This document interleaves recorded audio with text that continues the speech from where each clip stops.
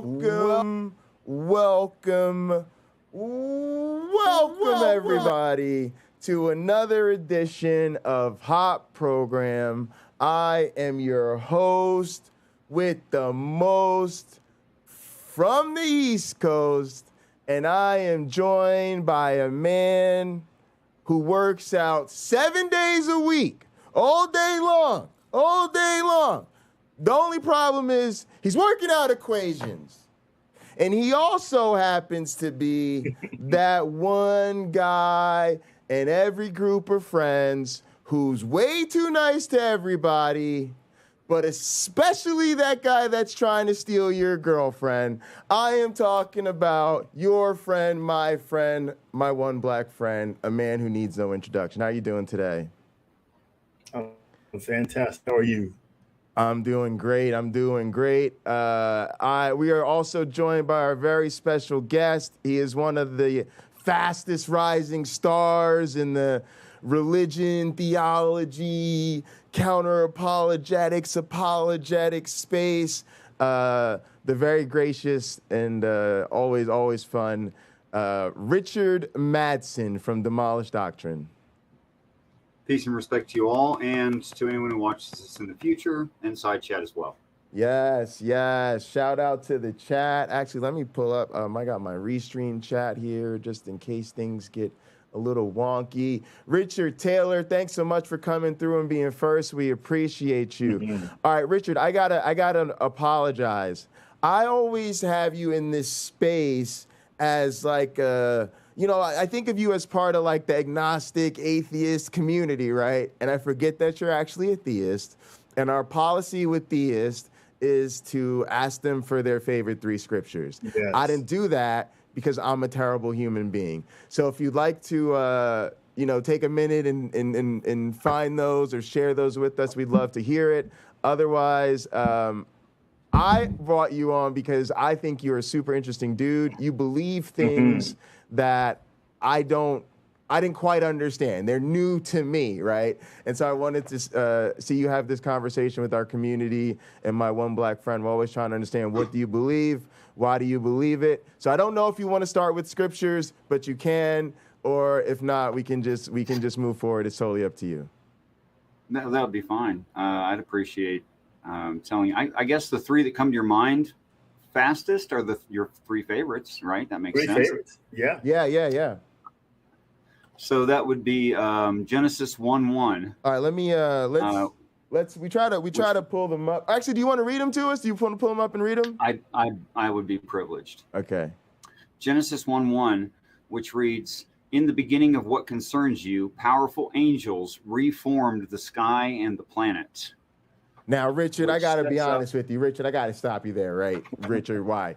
No problem. But I could see you're reading you're going to get us into some translation. I need to pull up the Bible Gateway. Young's literal translation? Is that Young's literal translation, Richard? No, it's better than Young's. It is? Okay. Young's makes too many doctrinal assumptions. This makes none. All right, so let me pull up the Bible Gateway. We're going to have the Bible Gateway this, guys. We got serious people in the house today. I see we're gonna have to get into the word. And my second favorite, although I'm not skipping over, we can come back to that. Yep. Genesis 1:1 is 1 Chronicles 6, 1 through 53. But I would only read the first several names. The Christians read it as a lineage, a list of names, but those names have meanings. And if you read the names in the order given, it would sound like this. Hang on one sec. Sorry, no, you're good. All right. And then, all right, I'm going to pull them up and then I'll put them on screen and then I'll let you know when I've got that going. All right. So we're going to do Genesis 1. Mm-hmm. And then what's the third one? I'll pull that up and then we'll pull them all up. The second one is 1 Chronicles 6. Yep. And then what's the third one? Psalm 139. Psalm 139. There's a lot of Psalms. All right. Let's pull that up. And then let me see if I can add my screen back here. won't matter too much. While you're doing that, could I read from First Chronicles, that list of names? I'm going to, I think I've got it. Let me see. I should have it. I should actually have it ready here. Hang on a sec. Just 1 sec. It'll be ready. All right. I got it going. It's in full screen. Give me the translation you'd like us to read from. The Richard Madsen translation. What's the closest? That's not the Richard Madsen translation is the closest. Oh, so you don't want me to read any of these? Oh, it's a waste of your time. Well, can we at least compare them so we can see what? Well, which one do you think typifies like the, you know what I mean, like a good comparison of where they're messing it up? Bring up if you want to do that, bring up an interlinear. Okay. INT. Only thing I got here is a bunch of international ones. You got anything else we can compare it to? ISV you could go to Blue Letter Bible and bring up the INT, or just forget the whole thing because it's all a mess. All right. My one black friend, what do you think? Or INT, what's that? I'd say let them use the Richard Madsen in translation, and then anybody who's interested in seeing what other scholars have come up with over the centuries, they can go look. Yeah, sure. He's here. Okay. We're lucky to have him. Yeah, for sure. I've been listening to him being interviewed elsewhere, and I'm definitely highly enthusiastic to hear what he has. How are you? That is so kind of you. Thank you so much, my one black friend. All right, let's do it. Let's do it. It just sounds terrible if a white guy says your name. People say it all the time. Don't worry. That's hilarious. So you could bring it up. I just put it in private chat. Oh, okay. Guys, I didn't know we were getting down like that. I thought the Richard Madsen translation was metaphorical. No, it's written. Oh. Well, excuse me, Mr. Madsen. That's awesome. Thank you. It only goes to Genesis 18 so far. Okay. But there you have it. All right. We got the real deal, folks. All right, let's get it, Richard. So if should I read from First Chronicles if you wouldn't mind? Whatever you want to. Yeah, sure, that's fine. So if you read this in the overly translate or underly translate, depending on how you look at it, say King James, etc., it's going to read like a list of names. Somebody begat somebody begat somebody. First Chronicles 6, 1 through 53. United by a refugee, an ally to the bitter, an ally to the high people, the anointing seat of association and the strength of God from high people, the wish of God drawing out people rebelliously, the wish of God and a volunteer worshiper of God. God is a helper from the high desirable place. God is a helper against the mouth of a serpent. That's the first sentence of names. All right. So break that down for us. Well, if I continued, and this goes on like this for 4 continuous pages in average size print on average size page, it tells the story of end times, but it's in First Chronicles 6, which is, of course, Old Testament or Torah. So there's a story of the book of Revelation in Torah, is what I'm saying. But a natural Hebrew-speaking person would hear those names as their meanings, not as names. And the Christian mistake, the English mistake, the Latin mistake was thinking they were only names. Oh, okay. All right. I just literally read you a list of names. I appreciate that. By the way, guys, thanks to guys coming over. The reason we're broadcasting everywhere, we're trying to get all these eyes. But yes, please head over to Hot Program. Follow us on Hot Program. We appreciate you guys coming through. Otangelo, I see you. Randy, No Name, Repo Sandman. I'm probably still messing that up, but appreciate you guys. My one black friend, you were looking to get in here on this. Go ahead. Yeah. So thank you for that, Richard. When I had a lot of teachers for creative writing and that sort of thing, and they encouraged us to to do things like this. They encouraged us to learn to tell multiple stories simultaneously. And eventually they figured you're going to have some readers that will pick up on what you're doing. Sort of maybe some of our audience has done improv. There's a game in the scene, and some people only see the scene but never the game. Once you realize what the game is, it's a whole lot more fun to watch. So I long have sensed they were doing this in the Bible, because sometimes they out and out say it. And Richard, I think you may have noticed this too. Sometimes a new writer doesn't fully understand what a previous writer meant. They're misinterpreting it. And I think that has caused a lot of pain over the centuries. But it's very, believe me, I'm taking this enthusiastically that you're reading this way.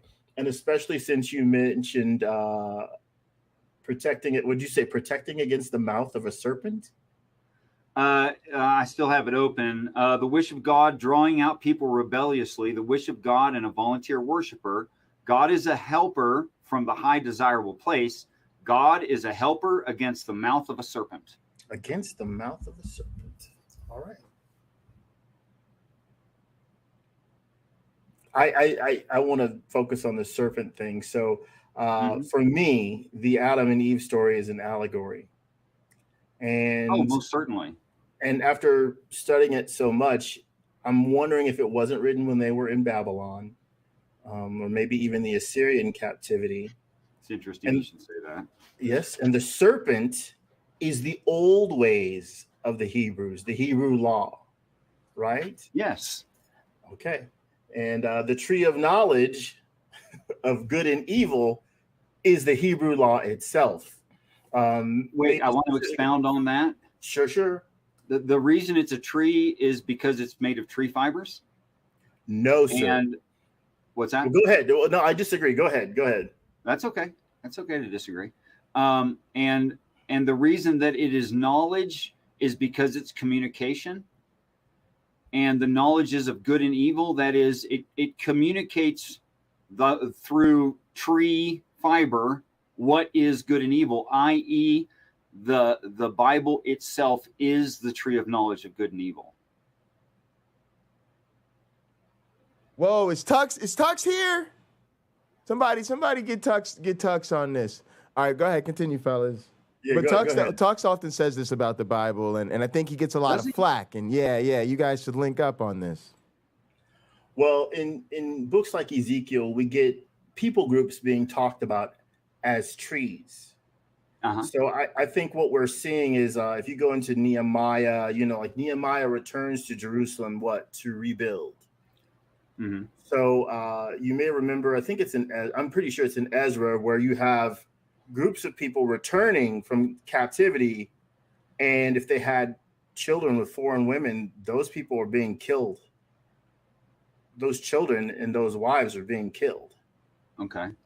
So I think part of what we see in the Adam and Eve story is that you have these people returning. They are your brethren, and yet they get slaughtered because they are not purebloods, if you will, pure-blooded Hebrews. So it's a long thing, and I've been wanting to write something more formal about it, Richard. I haven't sat down to do it because I have a job that I work 7 days a week sometimes.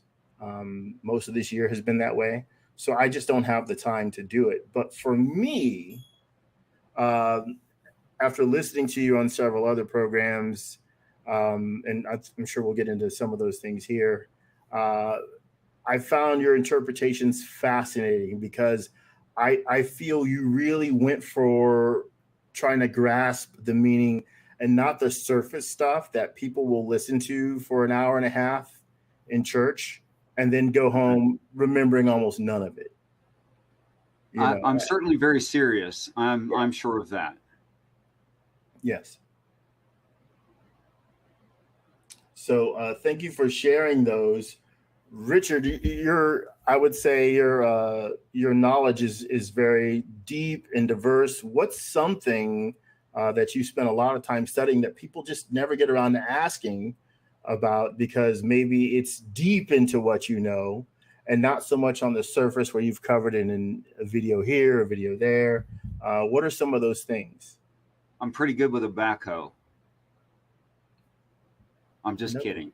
No, really, I'm only interested in a deep sense in these ancient religious stories and understanding the context from the cultures and places of those times.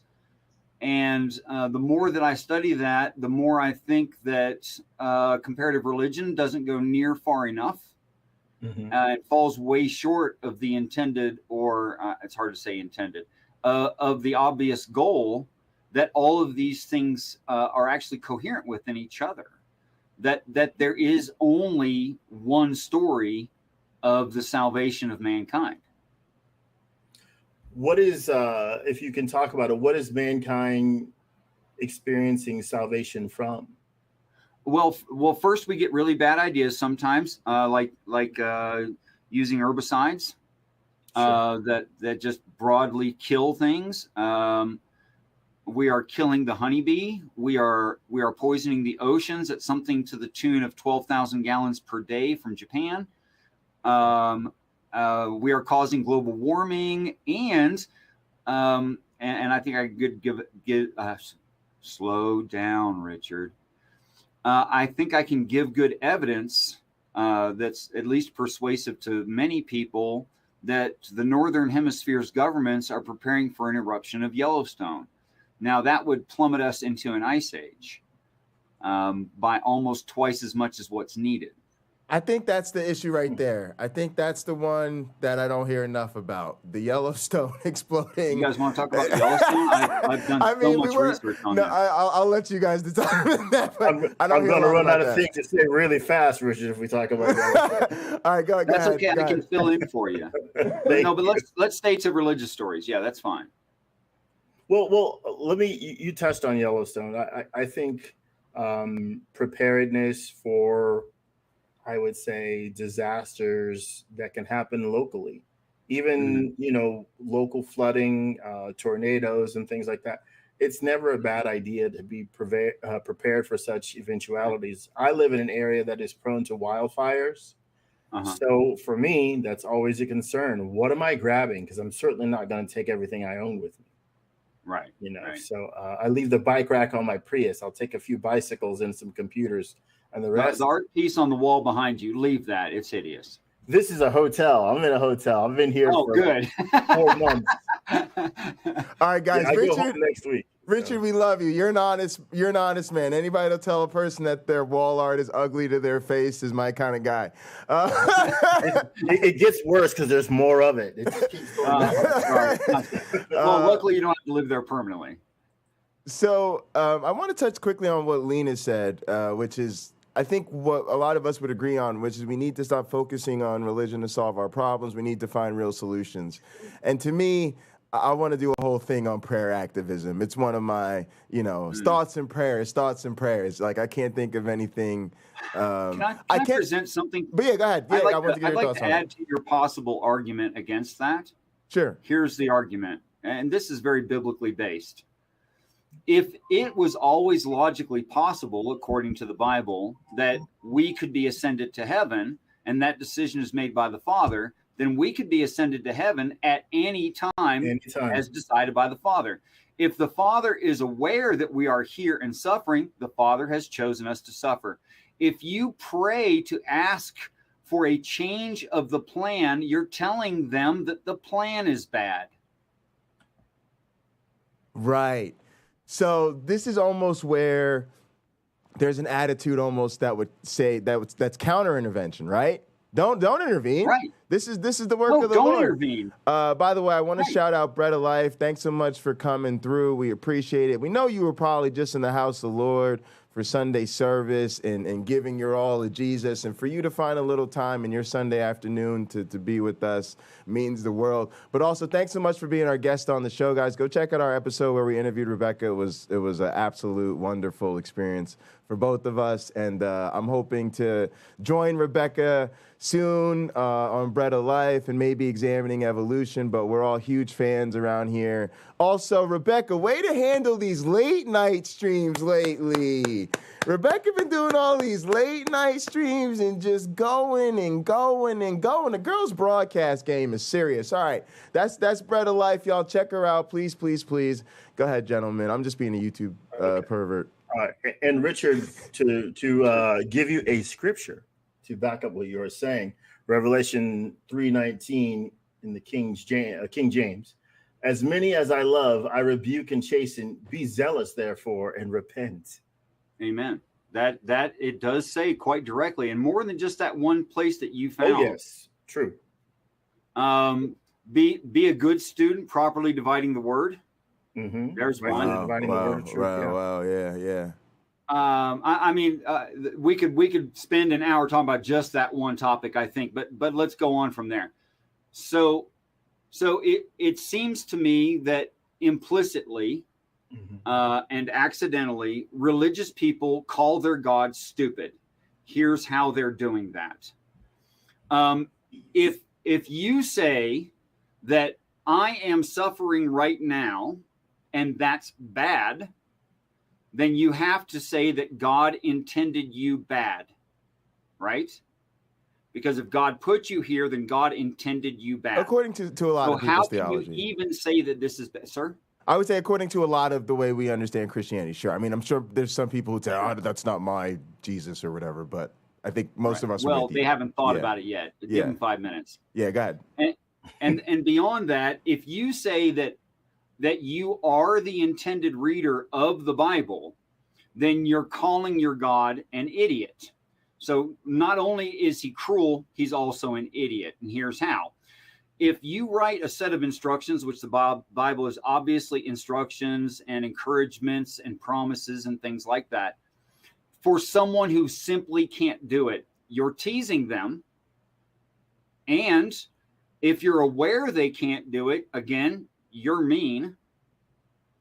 And more than that, you're stupid because you just wrote a set of instructions and promises that will never be fulfilled because the reader can't do it. So ask any Christian when they are going to complete the Bible, they will say never. But if you ask them who is going to complete the Bible, they'll say Jesus. The only logical conclusion is that Jesus is the intended reader of the Bible. All right. Go ahead, my friend. Now, you Bible nerds on fire. I don't want to interview you. Go ahead. Now, Richard, am I mistaken? Did you get into that with, there's a YouTuber known as This One Guy. Did you get into that with him when you were going through Revelation? I have. You have? Okay. I think I'm on the 4th episode. I do encourage our audience to enjoy that on Richard's channel. He's shared that with us. It was painful. What I liked about This One Guy is that clearly he had a learner's heart about it. He didn't approach it like he knew it all. And that is true. Yeah, he was humble, and I know he was. Well, I got the feeling he was doing his best. So I do believe he was doing his best. Mm-hmm. I do believe that. But when you start what ifing, and it's just totally off topic, that's just annoying to me. Now, maybe I'm too hard on topic, but for me, that's frustrating. Well, if you stay on topic, you can probably get through some of it. If you all over the place, you'll be all over the place. Right. So I find it very interesting. So I guess, Richard, you and I may need to get into it here for our audience.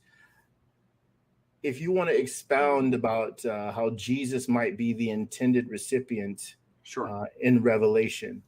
Sure. Okay.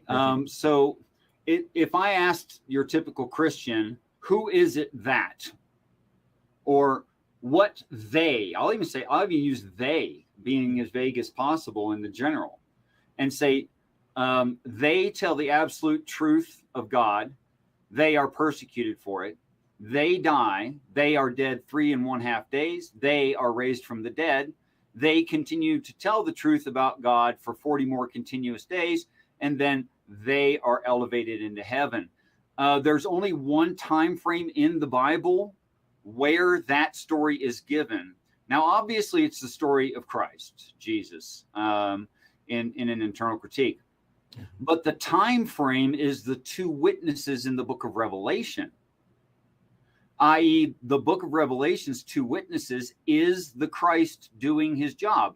This explains a lot. This explains why his ministry is 3.5 years. Does that ring a bell? Half of 7. It explains why there's so few people around and none are true believers. That's because the ascension has already happened. I could just keep going like that, but I want to hear what you think. Well, Revelation is a many splendored thing, Richard. I think there's so much there. Yes. I listen to it on audiobook probably 5 times a month. And something I think I'm picking up, I'm going to have to pick up the book and actually read it again. I'm wondering if maybe Bobby Collier he's another YouTuber, the Good God channel. I wonder if he isn't onto something, because he stated that in the Old Testament, there are multiple gods. There are 2 specific chief gods that are opposing each other. Uh-huh. And like King David's son dying, King David being punished for numbering Israel, that sort of thing, or punishing people for numbering Israel. The flood. Now, I know you have your own take on the flood, which is fascinating, that the people are waters, ladies and gentlemen. So things like that would make one God seem rather cruel. And on the other hand, you have this really benevolent God, which is trying to support Israel and groom Israel into being a nation of really wonderful people that treat each other well and treat others well. And then there's, again, the nasty one who's not trying to be in any way as kind. I have to agree with you for several reasons, but probably not in the way that you suspect I would. Okay. There is a special phrase that identifies as the hero Christ in the story, and that phrase is Son of Man. Okay. When it's used in the singular sense, male, it's talking about Jesus. Mm-hmm. Now, that appears in our modern translations a total of 50 times throughout, say, the King James. Okay. Mm-hmm. But 30 of them are only in the book of Ezekiel. Now, Ezekiel is not 30 out of 50% of the Bible. It's just not. Okay.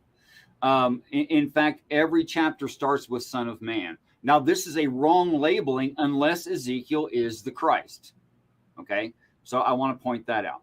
More than that, throughout the text, whenever a prophet, Mary, whomever, sees and encounters some kind of an angel and becomes faint for it, whether it's faint as an expression of respect or faint as actual fainting, the same result happens throughout all of the Bible. The angel lays their right hand on their shoulder, reassures them, unless they're female, in which case the reassurance is only verbal, not physical, and helps them to their feet. Not Ezekiel. Ezekiel, the Spirit lifts him up and puts him on his feet. Nobody apologized. Nobody explained anything. Mm-hmm. And Michelangelo makes this mistake from the book of Ezekiel because it's the only description.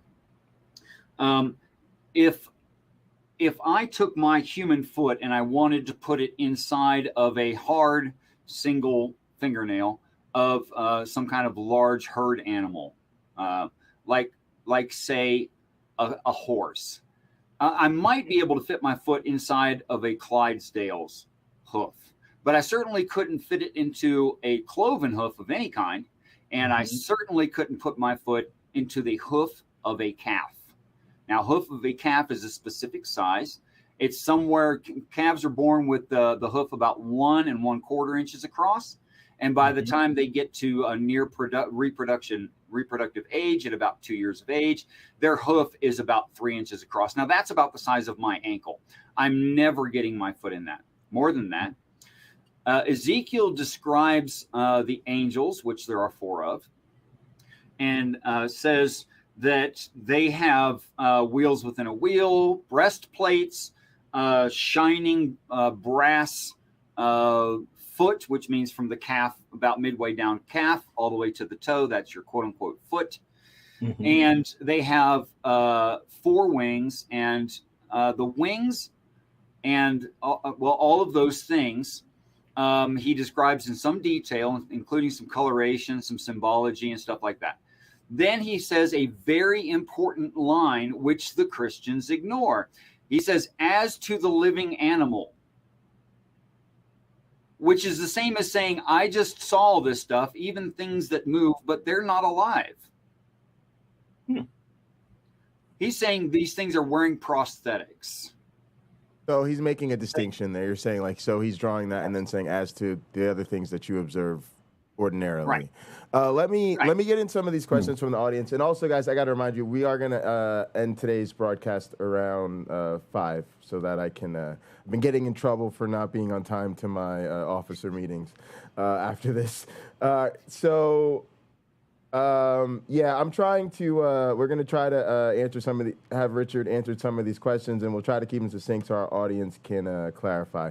Cameron Bennett's a bit lost, but I think we'll try to get some context around these questions. So Eat Honey, Be Happy said, lots of Christians would say the Bible's already completed, not that Jesus will complete the Bible. Some Christians believe Jesus already come back a third time. Quickly, you guys, your thoughts on that? There's a few living people that claim to be Jesus. Yeah, right now. I've met 8 of them in a decade myself. No, you can find any variation that you might look for, and that's absolutely true. Which begs the question: why do I accept the variation that I do? It's because it's coherent within itself. It's correspondent to reality. It begs no questions. It answers more questions than it asks. In fact, it only answers questions. And it requires no defeat or bending of physics. Pretty straightforward. So, Repo Sandman, sorry if I'm getting that wrong, said, I think it's a fun idea. It was written to please Jesus, something like that. Not that I believe it, but it sounds cute. Well, I'm glad you think it's interesting. Go ahead, my one friend. Okay, so Jesus already coming back. Let's see. There is some commentary on this in 2 Timothy Bible Gateway. I don't want an explanation. I just want to read it. Okay.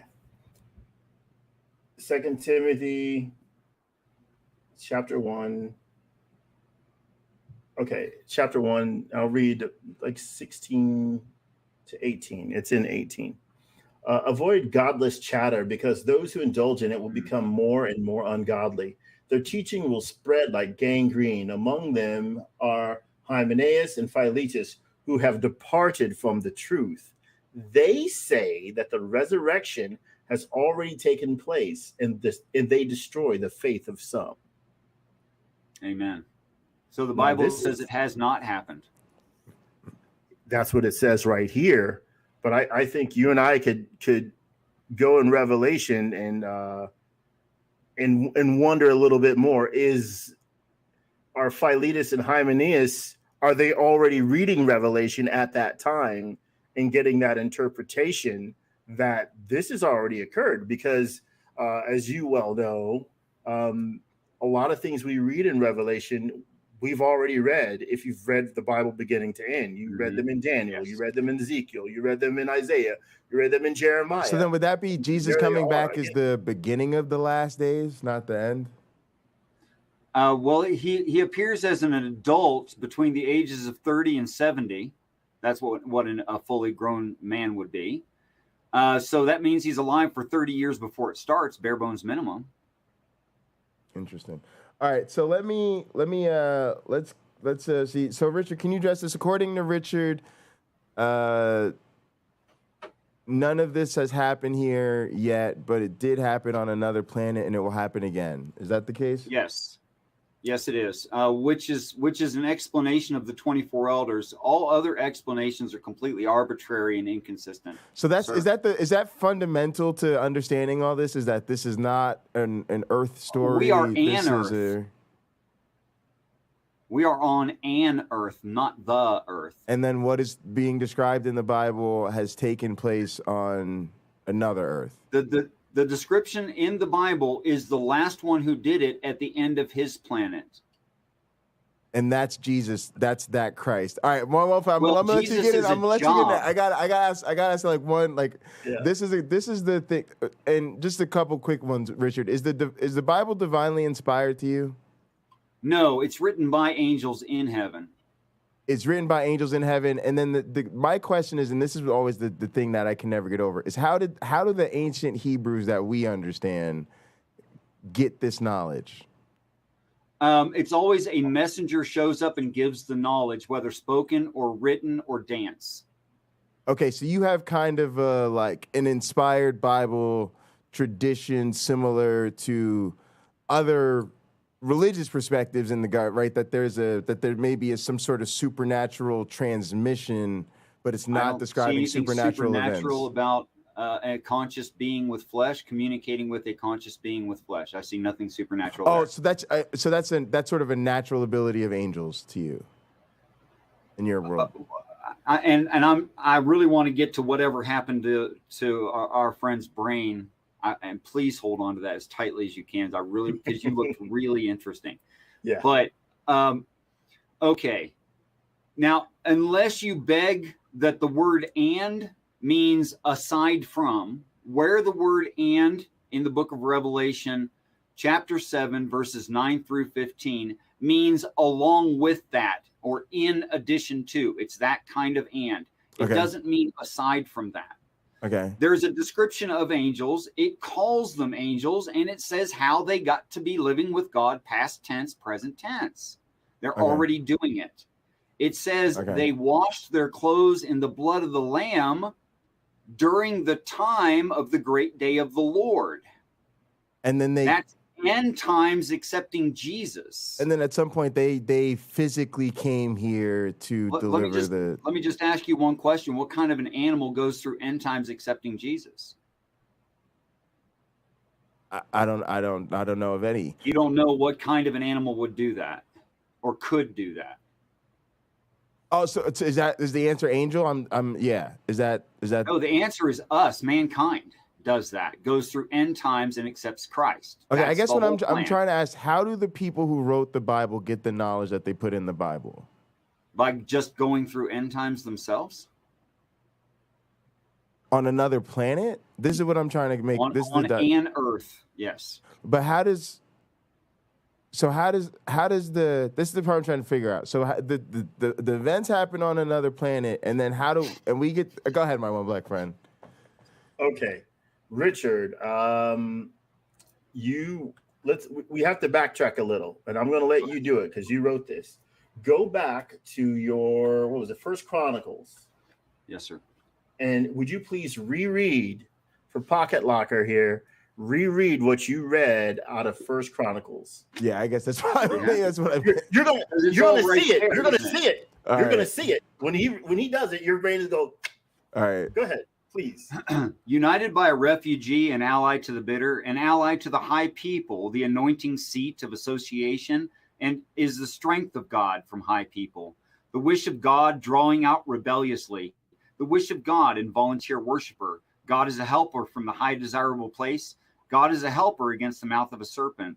The father of plenty is to depopulate forcefully. Jah has risen rebellious. Jah has said his brother of goodness and his just brother of anger. Jah has helped. Okay, so I don't know, maybe it's a little more clear. So he's saying that at another time, on another earth, this sort of thing took place. If you go to Revelation, he was just there. Revelation 9, I'm looking at, I'll start in 12, okay? Right. One woe is past. Right. And behold, there come 2 woes more hereafter. And the 6th angel sounded, and I heard a voice from the 4 horns of the golden altar, which is before God, saying to the 6th angel, which had the trumpet, listen to this, loose the 4 angels which are bound in the great river Euphrates. And the 4 angels were loosed, which were prepared for an hour and a day and a month and a year for to slay the 3rd part of men. So remember, he was just talking about people being the depopulation, right? Guys, I'm dumb. I'm dumb. I'm just hearing Star Trek. Jesus. You're not dumb. You're by no means dumb. Believe me, there were unconnected dots as I went through Revelation again and again. I'm like, there's so much here. There's so much here, and I'll never understand it all. I could read, something that Richard writes in 15 more books, and I know there's still more to know. It's simply that simple, because I think it's very intricately written, and some things which may be reinterpreted by the writers, I would say, plural, of Revelation. But I guess for me, the interesting part is there is a claim of like interstellar activity, right? Because that's sort of my thing, right? Absolutely. Like as a scientist, I'm schooled in the dogma of like, well, we're trapped here on Earth and we haven't yet traveled to any other planets, and we haven't got any messages from other. Jay, let me lead you down a line of logic. If abiogenesis is possible, and it has to happen somewhere because there is life, right? Sure. And if one of and people don't always take this serious, but planet seeding, I'll put it that way, is a relatively good explanation, because we can't find a decent ancient atmosphere for it to have taken place here. Well, that's kind of what it reminded me of. It reminded me of like the Raelians, like, because I know you're smart and you want to jump ahead, but let me finish. Yeah. Go ahead. Well, I got to try to make sure I can stay with you, but yeah, go ahead. Okay. So let's say there were a center point where life began, and say that planet got blown up by its star or something like that. Sure. And not everything got completely cooked, but there was a spray of planet that spread throughout the universe. And of course, those simple life forms are only going to survive in a habitation where they can prosper. They're not going to do well frozen in space, nor on something too hot, too cold, etc. Right? So they need a certain environment. We have found 66 Earth-like planets called Goldilocks planets. Mm-hmm. Now, what is it about our present situation that indicates that we are what was the closest point to the origin point, granting all things being equal? In other words, there could be intelligent life that developed from those simple organisms on some other planet. How old is the universe? Billions of years ago, not millions. And that would put them on the learning curve of technology, perhaps millions or tens or hundreds of millions ahead of us in technology. Would we even understand what we saw right now if we saw it? Yeah, maybe not. I mean, I'm with you. I was mostly just kind of trying to understand it, and like I said, there are other religions that have similar claims about, their sort of creation or human origin stories, and I was just trying to establish the claim. Like I'm good with it. It makes. I mean, I get it. I was just trying to make sure. I was just trying to make sure that was the claim. No, you're fine. I just didn't want to mischaracterize you by saying, oh, there's this other thing happening, and somehow that's what ended up in the Bible. I wanted to make sure, like, that's what you're saying we have in the Bible versus, or was the original story. And then, yeah, I guess that's the original story is in the Bible as well, but it's not our Bible. Yeah, I guess that's something that I may want you to touch on. Just is,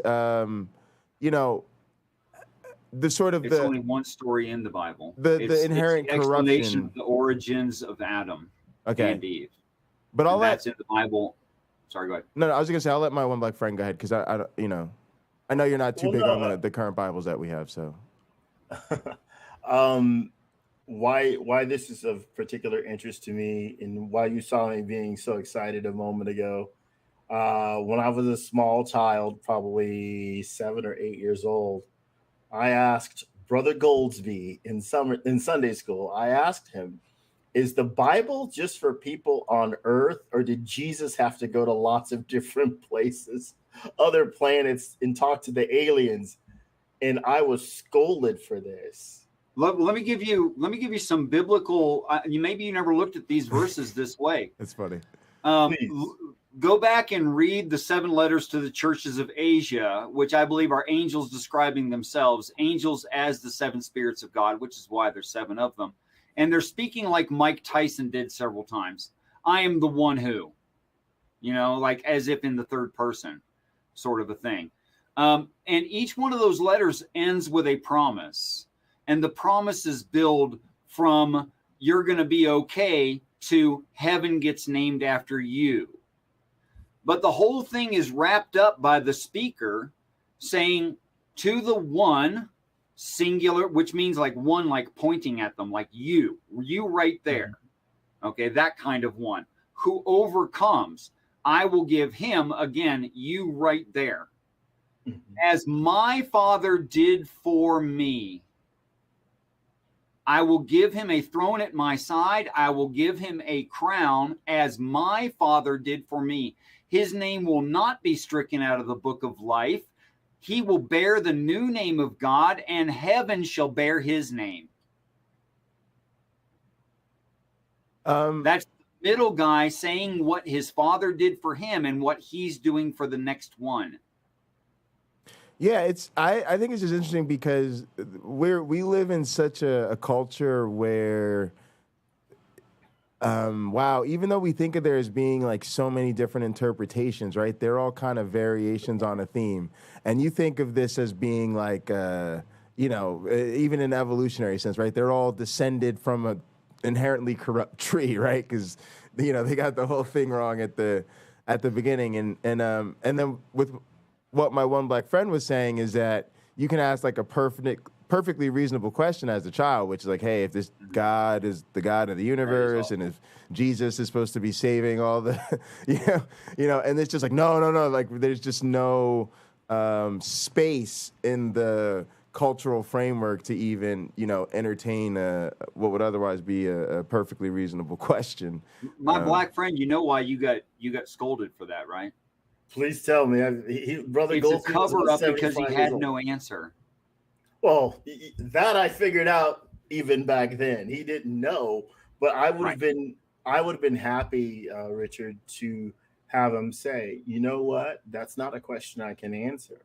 And maybe I would say to a kid, that's not a question I could readily answer. And maybe in your lifetime, you won't know either. But that doesn't mean you shouldn't ask someone else. Well, yeah, because first maybe suffer the children. Yeah. That's the first thing. Suffer the inquiring mind. Yes. They are innocent and they are telling you their truth. Grant them at least that. Okay? Mm-hmm. And I can think of, one particular place I prefer to refer to for this. Jesus wears many crowns. Now, how do you want to read that? What would it mean that someone wear many crowns? It's like saying he wears many hats, but is king. I would say, in the terms of a conqueror, if you conquer many kingdoms, you have taken many crowns, if you will, so to speak. You could wear those crowns. Yes. Right. I would also say I could easily interpret it in terms of the colloquialism that, he wears a lot of hats. He does a lot of different things. And maybe even we could say he does those things well. Or possibly you're right on both counts. Okay. That he wears many crowns. He has many names. It says of God that he has many names. And why wouldn't that be true of his son as well? He has many names. Names like Buddha, Thor, Hercules, the gentle spirit.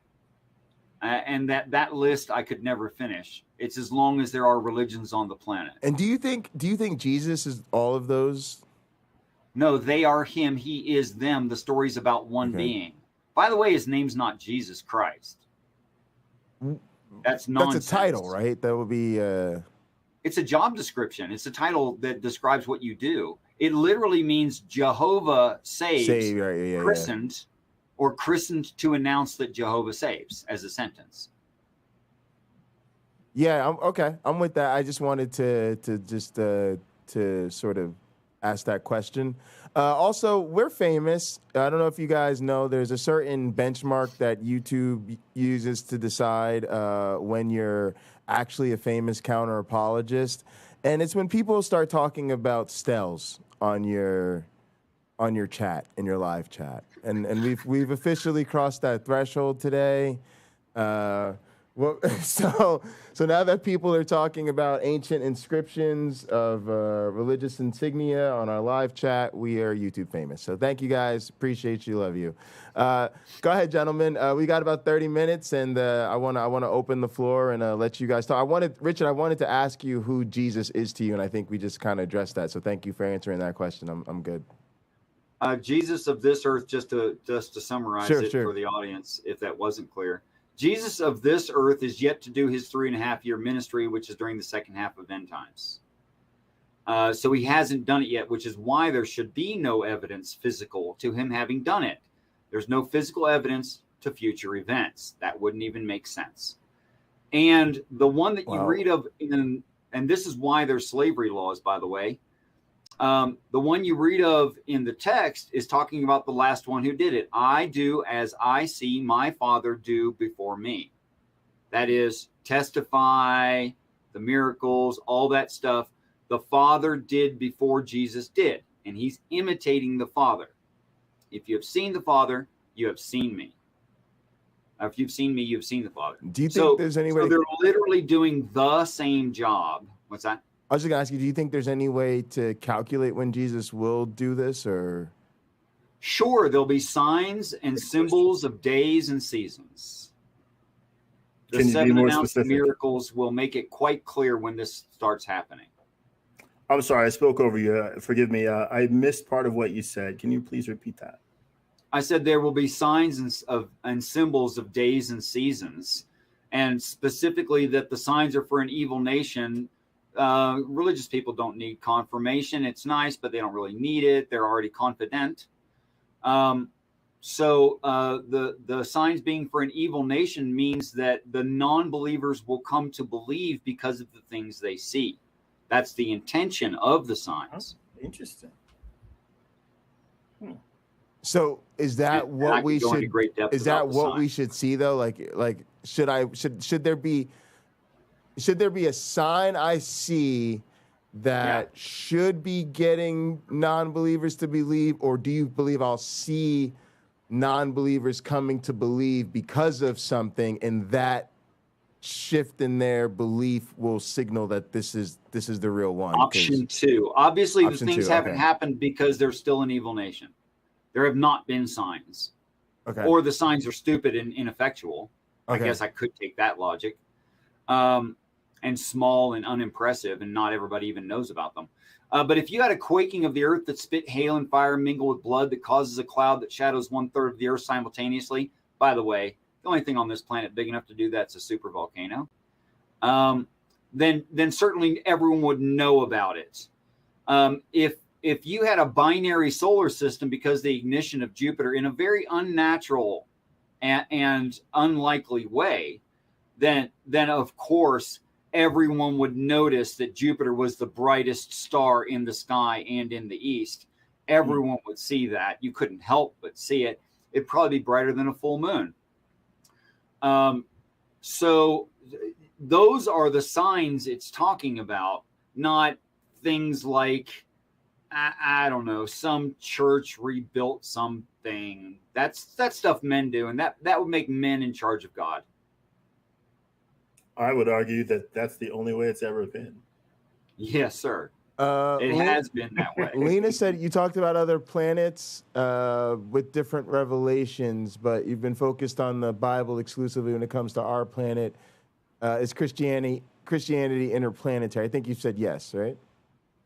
No, Christianity is not interplanetary. Every Earth would have a great variety of religions, and within any given kind of religion, several different sects, just as we do now. All of that's a mistake, although predictable in human nature. And the intent overall of the realization of heaven is to bring us out of these superstitions. So is Christianity like our local attempt here to grasp at the bigger thing? And then it's just been like contingent upon the Let me run through the logic of the that. Earth narrative. If the Bible is an account of their end times, in fact, all religious stories are only accounts of their end times, and then they are commissioned to pass on the good news and or write what just happened to them, and they deliver that to an earth, and people read it in human nature being what it is, I'm assuming, although it's an assumption, I can't show this, that all the earths would be very similar in their religious beliefs. Interesting. All right, go ahead, my one black friend, and then because end times is always conducted the same way. What I'll do is I'll have my one black friend get back in here, and then we'll wrap with some audience questions, and then conclude from there. Can I say you guys have been a joy because you have not tried to lie yet? Oh, this has been super fun. Thank you so much for that. Yeah, we try to. What good would it do? Yeah. Well, it really offends me, and I lose my mind when people lie. Okay. I'm going to be honest with you. I honestly feel like I could do a lot of crazy stuff on the internet, but lying is the one thing that will legitimately undermine my credibility as a scientist. So yes, it will. It just doesn't pay well in my business. But yeah, appreciate that.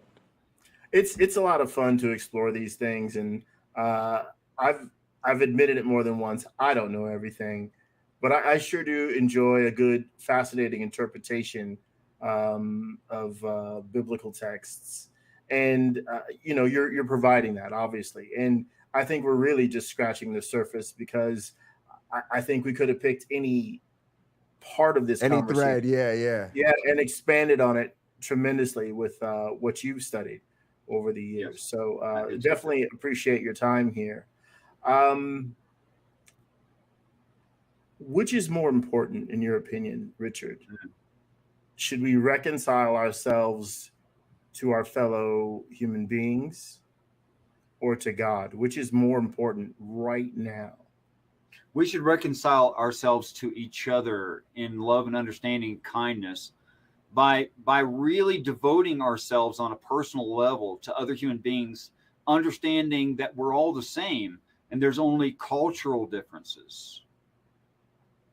There are ideals that are different, but there's no different humans. Are those cultural differences, I'd say in the grand scheme of things, let's frame it there, are those cultural differences important, or just a detail like eye color, ultimately? It depends on what you mean by important. It depends on who you talk to. If you're asking me my opinion, I don't think they matter, and I'll give evidence to that. Please. If you go to school to become a surgeon, there is no surgeons that operate on Chinese alone or white alone. You know why? Because we're all exactly the same. Okay. Right, so Lena had this question. Why hasn't that caught on? Oh, sorry. It's not a popular idea. I have no idea why. I've heard recently it's still perpetuated that menstruating, reproductive age Black females experience pain at a lesser level. Oh yeah, people still. It's a social thing, but I think a lot of it. People think. But I think it's easy to reconcile, right? I think all humans are the same, right? If you go to dissect a human being, it's like when you go to dissect a frog, you're not going to ask, well, what's this? Which group does this frog? Are you just going to go about doing frog stuff to it? But right. Part of the actual human lived experience is the tribalism and the in-group, out-group, and all that stuff that we talk about. So part of what is going on in that brain is I need to be closer to my people and stay away from the enemy. And so all that stuff that we know is not really helping us, especially in times where we have bigger problems that we all need to sort of cooperate on. It's just, we all know that that's also just part of our history, and we've got to sort of work hard to Kings overcome who don't that. have an enemy will invent one, because fear is a great controller of the masses. Fear is useful. There you go. I want to touch on Lena's question. By the way, Lena, I'm trying to do more education stuff. I'm trying to do a evolution class this fall, and I may be looking for some chat moderators, and you guys are killer with the questions. Sometimes I can't even keep up with all of them, but So is Christianity the only true revelation throughout the entire history of the universe, or should we consider the perennial philosophy to try to come to a more universal perspective? Good question. Look, the truth is going to be revealed to us, and all these religious perspectives are going to go away. And who's going to reveal to us is sometimes called the ancestors, the Akashic records, sometimes called angels. When they make themselves obvious in a purposeful and physical intervention, we'll no longer ask these questions. What's the right religion? There is no religion. Interesting. So Cameron, poor Cameron's been lost the whole time. Cameron, it's tough for me too, because we come from a certain like tradition, right? And so this lens is so far gone. But for me, I find it when I started doing this stuff, I wanted to ask, the two questions, they're not creative. They come from Dillahunty or whoever, what do you believe and why do you believe it? And so Richard's given that. So I'm just trying to take it in. Also, I want to ask if you had a sort of a brief message for theists, what would it be? And if you had a brief message for atheists, what would it be? Just in the sense of like, a lot of times people want to say, if we set all the doctrinal differences aside, what would you want each of those groups to know about how to help? How to help? God, try to be a good human being. For the religious people, if the church fathers had prayed and received different inspirations from the Holy Spirit, the Holy Spirit is a liar, changing his mind all the time. B, your church fathers never did pray. Wow. For the atheist, you guys are fine. You're really fine. You're realists. You've rejected things because they're stupid and they don't make sense. Congratulations. I admire that. Right. Thank you for choosing reason as Jesus recommended we should. Way to start with the correct default position. Well, let me ask you, when you and correct me if I'm misstating what you said, when you say there is no religion, is that to sort of notify us all, look, folks, we're already beyond it, and we just have to wake up to that realization? No, we're not beyond it. We are Until not the beyond angels it. intervene, we will believe that there could be these concepts of God's. Look, I'll say it this way. I believe the Father is an atheist. God the Father. Oh, God the Father I is an flirted with atheist. the idea of an believe. atheist Jesus, and I took so much backlash. I was like, I'm gonna just keep that one in my personal idea kit. That can be explored, because an atheist Jesus who knew that the religious language of his fellow Hebrews was powerful, could use that to lead them in a particular direction. Yeah, I got to like. I wouldn't throw that one out. I got to like culturally Jewish, but had to do the same thing we got to do, right? When I call my grandparents, praise him, Jay, it's so good. All right, praise him, and maybe he'd want us to do this instead. Maybe he wouldn't want us to stone this woman to death. You know what I mean? Like, yeah. All right, but go ahead. The word stone. Look, there's only one definition and no competing definition for the word stone in the Bible. It's in the Old Testament. It's Torah. The Jews have it as well. So does Islam. And it goes like this. In order for something to be a stone, it must be, first of all, of two parts. You can lift no tool upon it. In other words, you can alter it in no way. It has the word of God written in it. But I can think of something that biblically would claim that it's made of two parts, has the actual word of God written in it, and you're not allowed to change it. Anyone? It's the Bible. Yeah. When it says stone, and we still use the phrase the same way the Hebrew did, throw the book at them. We still use it that way. It's not talking about rocks, y'all. Very interesting. All right. We got, guys, this has been awesome. We could definitely do another series of these. You have to check back. Yeah. Check This has back gone in by with too us. fast, Richard. Yeah, absolutely. The time. We is haven't even flown. started the conversation. I know. But yeah, Richard, go ahead. The floor is yours, man. Just tell the people what you want to talk about for a little bit, and also Believe let us me know or about don't stuff you believe got me. us coming up, and tell us about stuff. What's going on your channel? Life happens. My channel happens sometimes. Believe me or not, I love you. Appreciate that. And I love you because I'm a speciesist, and I have distinct preferences, and you have a mind that's worth knowing, all of you. That's cool. I appreciate that, man. Appreciate you showing us love. Me too. And one thing, man, I heard Gin and Truth say. He says to people, "Is you are worth tomorrow." I was like, man, I love that. That's great. But to your speciesist thing, I appreciate that. I've even heard people talking recently about why I'm no longer a humanist, right? And they've come to that. Well, I don't believe humans, have a special place. And I'm like, bro, y'all are overthinking this. Look, like we're cool with the animals, right? Like a lot of us are kind of against needless animal suffering, and we could have a whole conversation about the immorality of animal suffering as its own counter-apologetic. But at the end of the day, we're all more closely related to each other than we are to our dogs, right? And that's right. And like, just don't overthink it. That's all being a humanist means, is you acknowledge that, and we try to take care of each other. I wanted to ask you something. Do you think the religious mindset as we currently deal with it in our culture today is almost, I always think of it as like pro-apocalyptic, right? Like all these bad things we're talking about. You talked about like how you don't intervene in the will, right? You don't intervene in the plan, or else you're saying that there's something wrong with the plan. Does that almost make you, it's almost like, we told you the end times were coming. We see the disease, see the pestilence, like, what are your thoughts on that? First of all, you're leading the witness. Yeah, but of course, that, of course. I'm not a lawyer. but other than that,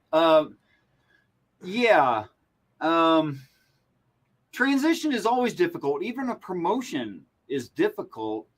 The text reads that angels came from an earth. That is, they were mankind. I believe you come and become an angel. I should respect you now. I should treat you like you already are. Wow. I should treat you like the tomorrow you.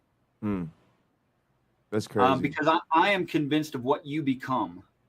And all you have to be is not crazy and accept what you see in your actual experience. And Matt Dillahunty is full of crap, and I'll tell you why. Oh, here's a good one. one. You can deny the skywriting for 3 minutes.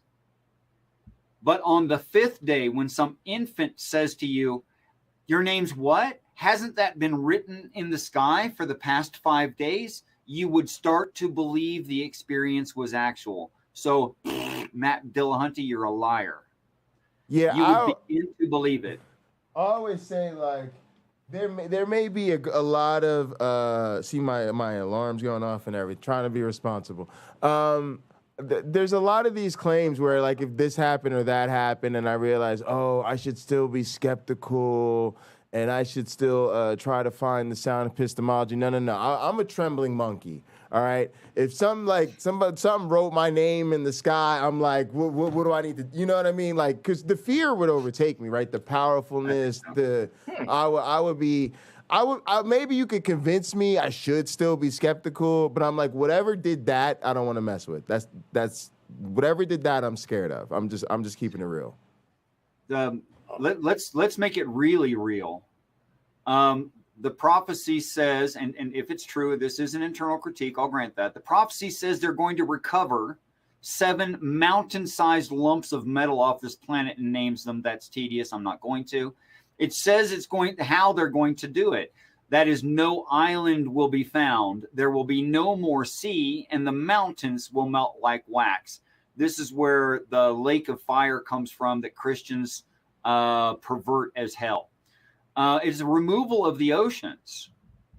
If you remove the oceans, the crustal core temperature would no longer be regulated at the surface because there'd be no evaporation, and the whole thing would melt Now you want to talk about a race of intergalactic beings that can suck the oceans off the planet? I'm impressed. Yeah.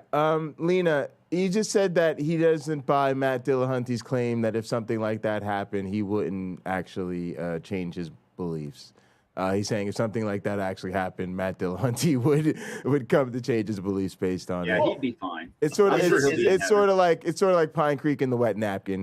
Matt Dillahunty basically says if the wet napkin got lit on fire, I still wouldn't believe because you would never, I'd have all these other questions. Richard is saying, bro, if that napkin gets lit on fire and at the end of it, like your name is spelled and the person who's lighting the napkin on fire, their hand doesn't get burnt, you're gonna be thinking about that pretty differently. And besides, there's like 20 napkins. Yeah. I make it a little tougher for God. I have go ahead. All the children. I have all the children in children's hospitals around the world being healed in the same moment. So, and they walk out. I just want a cure for COVID so I can get my freak on. That's all I want, Jesus. Is that too much to ask? Is that too much? Science, biology, learned guy. Yeah. I have a question for you. Sure. I understand the text to be making a claim. I have never been able to look to see if this claim would be true. Okay? Sure. If stem cells were everywhere they needed to be on demand, would we be not immortal but eternal beings? Interesting. I don't know. I think it's a really interesting question. I have no idea because it's not my area of biology, and you probably know more about stem cells than I do, to be honest.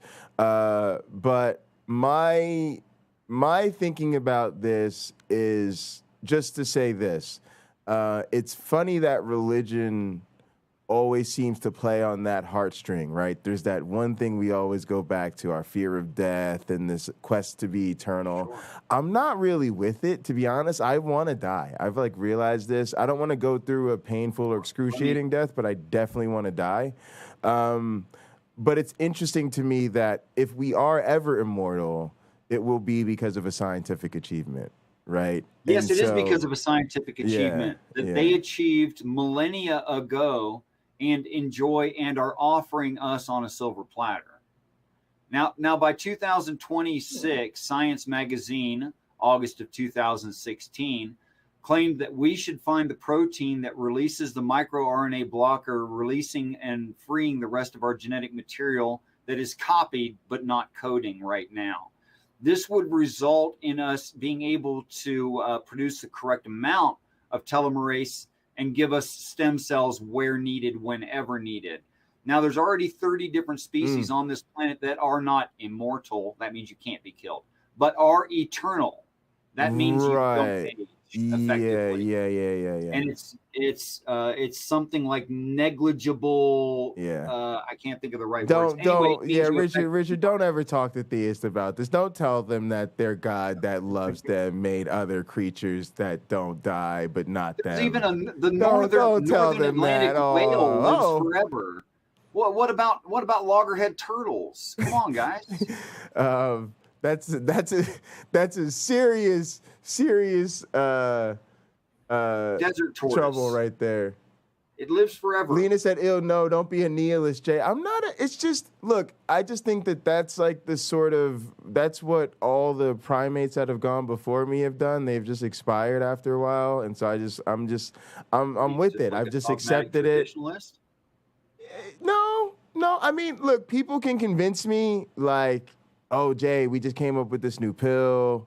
You'll live forever, and then they'll give me like a pamphlet, right? And I'll read the pamphlet, and then maybe I'll go with it. But in the meantime, I got a serious question for you. In the meantime, I'm good. If you have people that love you, you'd be depriving them. That's part of the equation too. It is, but see, the thing is, I think they're gonna die too, right?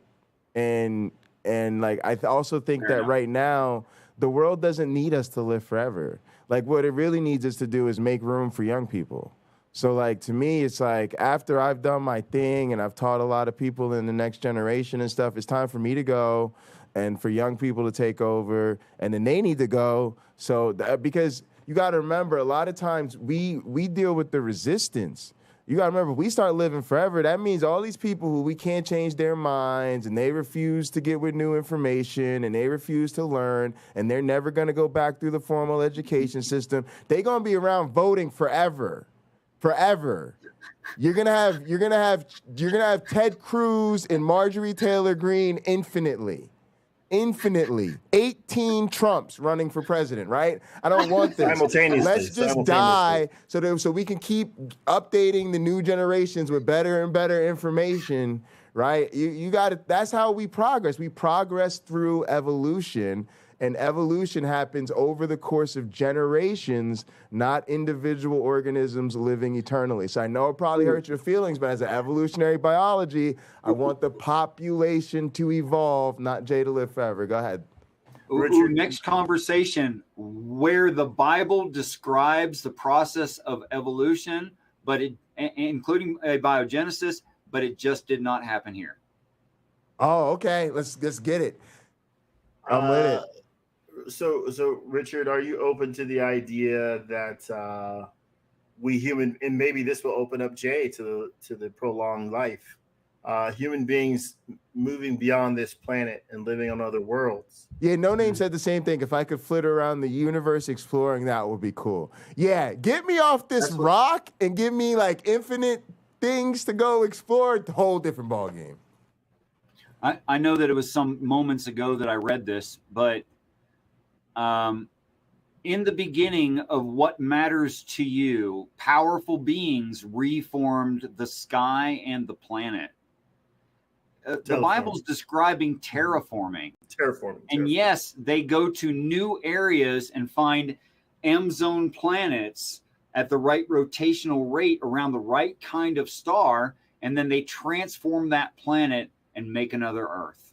Yeah, it does sound like what matters to you is answering a question. In the beginning of what matters to you. Oh yes, it's answering a question. Someone's answering a question. Oh, absolutely. What was the question? Why read this book? Why read this book? Okay. All right, guys, I'm gonna get your questions in. I'm gonna take a couple more questions. Go ahead. Can I take this one from Iron Charioteer? Yeah. Go ahead. Okay. Richard, do feel free to follow up after I read this. I'm going to Ezekiel 31. I mentioned this earlier in the broadcast here. In the Ezekiel chapter 31. In the 11th year, in the 3rd month, on the 1st day, the word of the Lord came to me. Son of man, say to Pharaoh, king of Egypt, and to his hordes, who could be compared with you in majesty? Consider Assyria, once a cedar in Lebanon. So you'll recall I said nations were referred to as trees. With beautiful branches overshadowing the forest, it towered on high, its top above the thick foliage. The waters nourished it. Deep springs made it grow tall. Their streams flowed all around its base and sent their channels to all the trees of the field. That would be other nations, probably under their rule. So it towered higher than all the trees of the field. Its boughs increased and its branches grew long, spreading because of the abundant waters. All the birds of the sky nested in its boughs. All the animals of the wild gave birth under its branches. All the great nations lived in its shade. It was majestic in beauty with its spreading boughs, for its roots went down to abundant waters. The cedars in the garden of God could not rival it, nor could the junipers equal its boughs, nor could the plane trees compare with its branches. No tree in the garden of God could match its beauty. I made it beautiful with abundant branches, the envy of all the trees of Eden in the garden of God. All right, and I'm going to let Richard close us out on this one. That was beautiful. I don't know who the scholar is. That was so well spoken and thought. And then y'all see his Bible skills. He's just like right there with the Bible, y'all. My answer, I've been smoking it the whole show. That's what I think of when I Tree of Life. My brain hears Tree of Life, thinks marijuana. It just does. I'm just being honest. It's my show. I got to be honest. That's what I think. Go ahead, Richard. My one black friend. Yes. There is one definition and no competitor for how the word waters, overly pluralized, even in their language, is being used. It appears in the book of Revelation. These waters that you have seen are, not are similar to, are peoples, multitudes, nations, and tongues. Now go read what you just read again. Oh, yeah. Oh, I don't know if you heard me do a very COVID-like pronunciation of water. Overdoing it on purpose because the waters means people. I knew where you were headed. So believe me, good for you. I know. I'm. It's alley-oop. I'm tossing the ball up. So I'll go to verse 5. This is chapter 31 of Ezekiel. So it towered higher than all the trees of the field. Its boughs increased, and its branches grew long, spreading because of the abundant waters. Yeah, absolutely. Lena, Lena was just saying that Terrence McKenna thought that it was mushrooms. Spores can survive in space and get launched off the planet in collision events. Lena, is that the same Terrence McKenna who was like, he's the ethnobiologist, right? Because I read about him in college and I was going to do some stuff on him. And I was like, wow, it's so interesting that she's talking about the same thing. Yeah, this has been a great episode, guys. This has been super fun. We will definitely have Richard on again. Also, Richard, anytime I'm live, you're welcome to come by. Guys, if you have not seen it, Gutsit Gibbon made an entire 40-minute video about me. I don't know what happened. We're famous. Go check it out. It's super cool. If you haven't watched it and you want to see us react to it, I think tomorrow at 1 p.m. Eastern, when I do my evolution time with Cliff, I think I'll have Cliff react to it. That was the original plan, and then my power went out.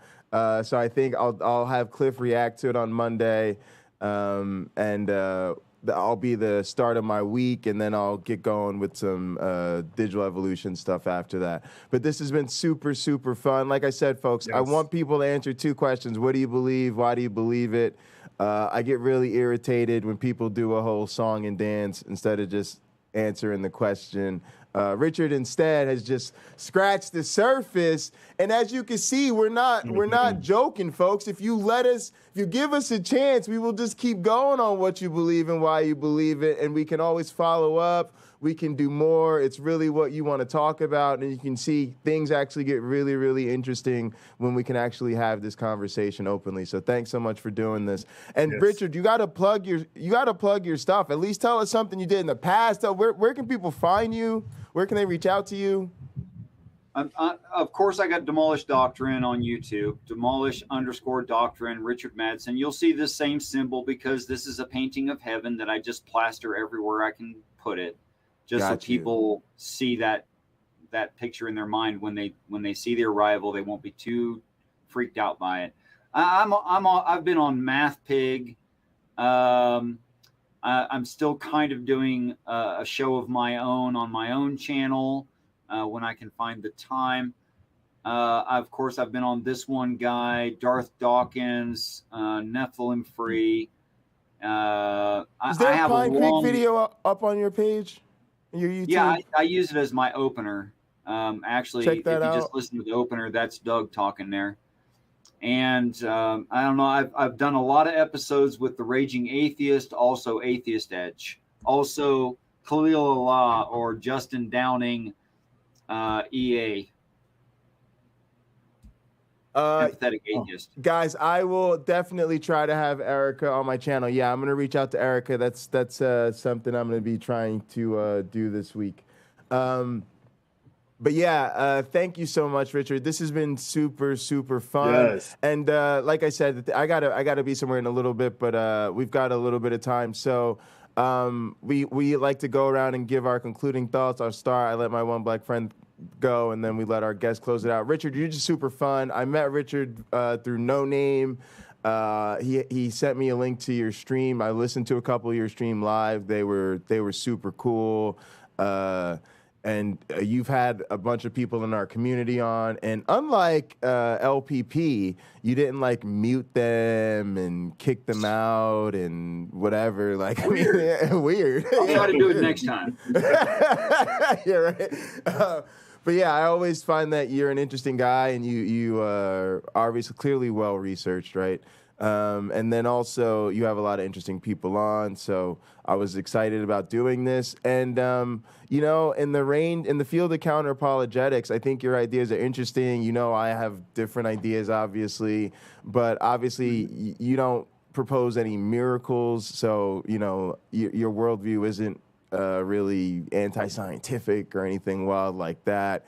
And I think on sort of the social, political sort of dangers of religion that I'm really more interested in, I think we're on the same page as those things. So right, so I don't really feel the need that you'll be seeing any debunking Richard Madsen videos anytime soon. You know, Jay, and if none you of did, us they'd probably ever just had be to to promote your explain. channel and all in good fun.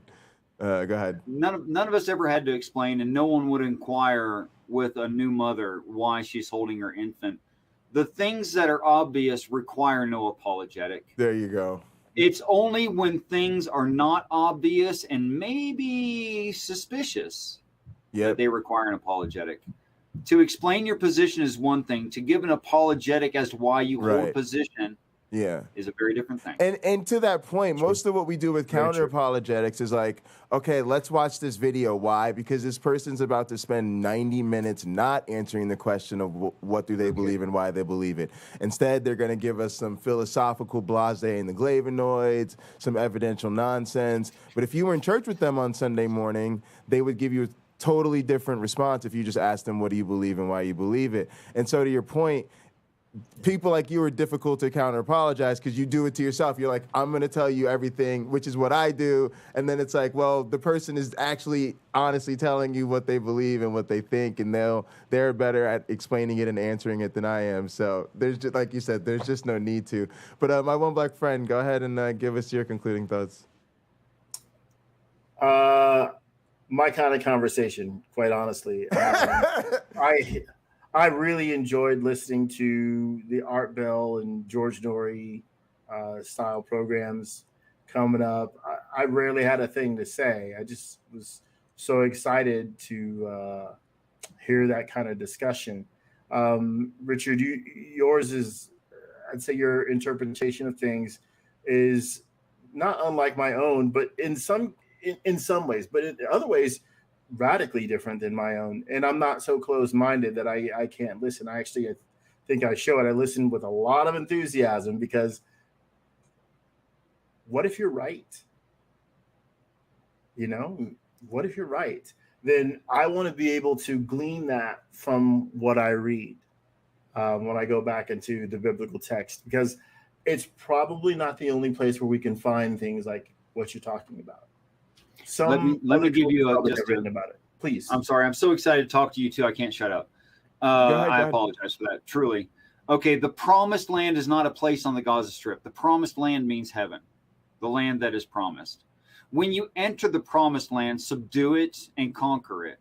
There will be those there who do not call me God. In heaven are no liars. In heaven, there are those who are not lying when they don't call him God. That's the definition of a non-human. Don't call him God. That's the definition of... Sorry, that was my browser here. I'm just checking out the... I was making Iron Charioteer a mod. Iron Charioteer is one of my... OG YouTube buddies, so we had to go ahead and give Iron Charioteer the mod privilege. The name alone is brilliant. I love the reference to the Iron Chariots.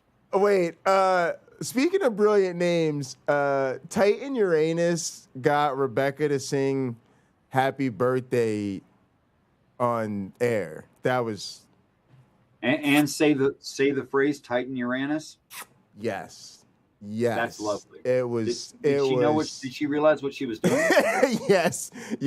Rebecca has a bad side. I'm just putting it out there, y'all. Rebecca Rebecca has a bad side. She likes to have a good time. She's fun. Y'all saw her do that Atheist, Rebecca. She was a little too good at that. A little too good at that. Oh, man. This has been super fun, guys. I will be back live probably in about 10 or 15 minutes on Pocket Locker 86 and J Bundy, getting ready for church with the GTA Motorcycle Club. I'm gonna be with my club. Come join us.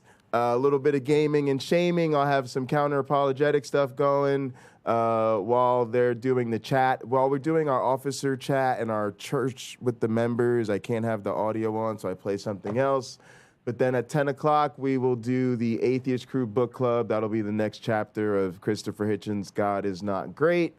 There'll be an after party after that. And then I'll just be streaming all day, all week, because that's what we're doing until August 12th. We're trying to raise $100 for the International Bipolar Foundation because I'm bipolar. Like I said, if you like my content, consider donating to the International Bipolar Foundation through my channel. We really appreciate that. And like I said, if you don't like my content, consider donating because bipolar people need help.